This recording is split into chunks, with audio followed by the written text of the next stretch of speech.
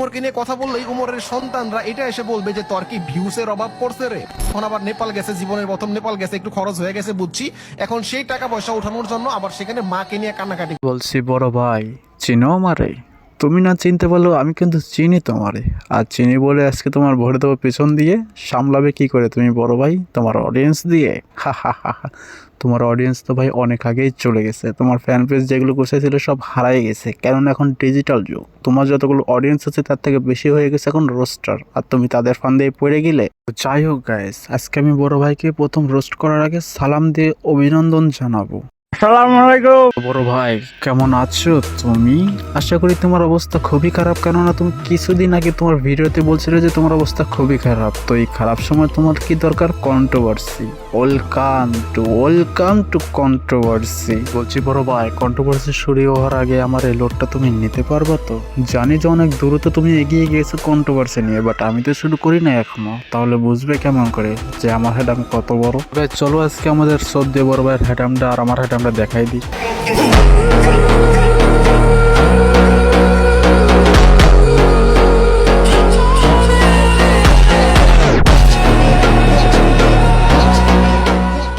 Hey guys, welcome to back. 3 দিন পর তো কেমন আছো তোমরা? আমি জানি অনেক ভালো আছো, বাট আমিও ভালো আছি। কিন্তু আমাদের সাদেকুল ভাই কিন্তু একদম ভালো নেই। কেন জানো? কারণ তার আর্থিক অবস্থা খুবই খারাপ। তার কিন্তু ফ্রিল্যান্সিং বলো, ট্রেডিং বলো, কোনোটাই ভালো যাচ্ছে না। তার অবস্থা খুব খারাপ হয়ে গেছে। তাই একটু মনে করলাম যে একটু লাড় ছাড়া দিই, কেননা আমাদের বড় ভাই ওমরানকে নিয়ে কন্ট্রোভার্সি শুরু করতে চাচ্ছে। আমি জানি অনেক স্বাস্থ্য ভাই আমার কমেন্ট বক্সে অলরেডি ঝাঁপায় পড়ছে যে আমি উমরকে দেখে ভয় পাইছি, এমন কিছু তারা বলতেছে। বাট বিষয়টা এমন না, কারণ তোমরা যারা উমরকে অন্ধের মতো পূজা করো বা বাপ মনে করো আর কি, তার যে স্বপ্ন, সেই স্বপ্ন আমি প্রত্যেকদিন কিনতে পারি। না না না বড় ভাই, আপনার তো কেনার মতন ক্ষমতা এখন নাই বড় ভাই, কারণ আপনি সাবস্ক্রাইবারের তো পুরো মারতে পারতেছেন না, আপনি ট্রেডিং করতে পারতেছেন না, যার কারণে আপনার আর্থিক অবস্থা পুরো কমে গেছে। কেন আপনার কি মনে নাই আপনি কিছুদিন আগে একটা ভিডিওতে ভিক্ষা চাইছিলেন চাকরি? আমাকে ভাই কেউ অনলাইনে কোনো ভালো কাজ করার জন্য কোনো কিছু দিতে পারলে দাও, বা আমাকে কেউ ঢাকার ভিতরে কেউ জব খুঁজে দাও। ঠিক আছে, আমি ঢাকার ভিতরে থাকি, আমার কেউ একটা ঢাকার ভিতরে একটা জব দাও, যদি পারো তাহলে একটা জব খুঁজে। কি বড় ভাই, ট্রেনিং এ কি আপনার সাবস্ক্রাইবার আপনাকে পুঙা মারতেছে না? আর মারবে কি করে? আপনি তো তাকে পুঙা মারি এতদিন ভালোই আইস করেছেন, এতদিন ভালোই ঘুরেছেন ফিরেছেন, ভালোই খাইছেন, তাহলে এখন আপনার পুঙা কেন মারতেছেন? আপনি পাবলিকের কাছে কেন ভিক্ষে চাইতেছেন?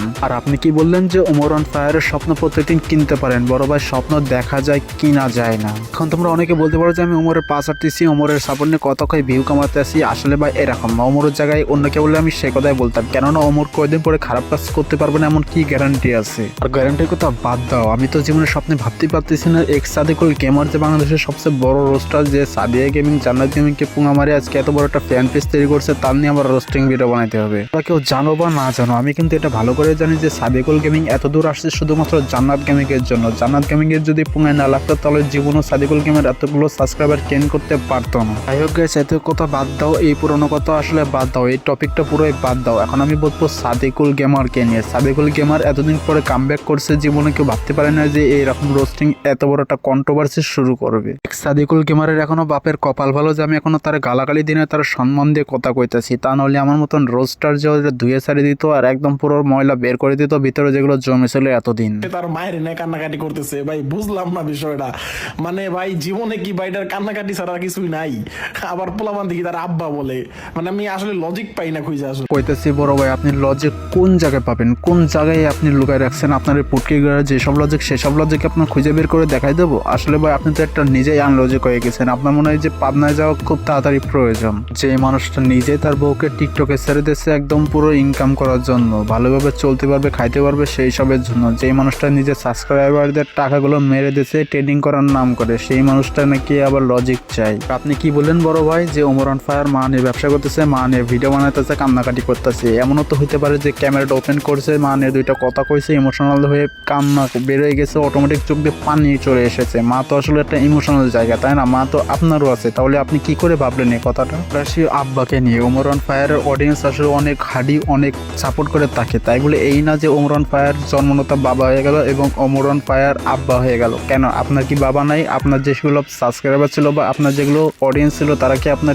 আব্বা হয়ে গেল, নাকি আপনি তাকে আব্বা হয়ে গেলেন? কোনটা? তো মনে হইতেছে বড় ভাই আপনি নেশার জগতে ঢুকে গেছেন, এসব কথা কইছেন আপনি নেশা করে, তা নাহলে তো এরকম আসলে আপনার কথা বলার কথা না। আপনি তো লজিক, আপনি তো ম্যাচিউরড, আপনি তো বড় একটা রোস্টার ছিলেন, তাহলে আপনি এরকম আনলজিক কথা কিভাবে কইতাছেন? আমার তো মনে হয় সত্যি আপনি নেশার জগতে ঢুকে গেছেন। কইতাছি বড় ভাই, নেশা কাটে গেলে অডিয়েন্সের সামনে এসে মাপ চাইন, কেননা মাপ চাওয়া কিন্তু একটা ছোট হওয়ার কোনো ব্যাপার না। ভুল করে মানুষ মাপ চাইলে সেটা কিন্তু অনেক বড় হয়ে যায়। তো আপনি ভুল করছেন, তাহলে আপনি অডিয়েন্সের সামনে এসে মাপ চাই নিয়েন। বললাম যে আমি আপনার কড়াভাবে রোস্ট করবো, একটু গালিগালাজ করবো, মনে জ্বালাগুলো মিটাবো, কিন্তু আপনি তো বড় ভাই, যার কারণে আমি আপনারা রোস্ট করতে পারলাম না। সবাই আপনাকে ধুয়ে দিয়েছে রোস্ট করে, তো আমি একটু বাকি রেখে দিলাম, কেননা সবার লোড নিতে বললে আপনি আমার লোড নিতে পারতেন না। আমি এটা ভালো করে জানি যে আপনার সোশ্যাল মিডিয়ার জীবন আর বাইরের জীবন একদম আলাদা। সোশ্যাল মিডিয়ায় আপনি হয়তো মনে করতেছেন আপনি বাঘ, কিন্তু বাইরে আপনি আসলে একটা বিলাই। সো গাইস, বিলাইকে নিয়ে আমি আর বেশি কথা বলবো না। তো ভিডিও আমার এই পর্যন্তই ছিল। আর সাদিকুল ভাই আসলে বুঝতে পারছে, সে হয়তো বুঝতে পেরে ভিডিওটা ডিলিট করে দেবে অথবা অডিয়েন্সের সামনে এসে মাপ চাই নেবে। তো সেই পর্যন্ত ভালো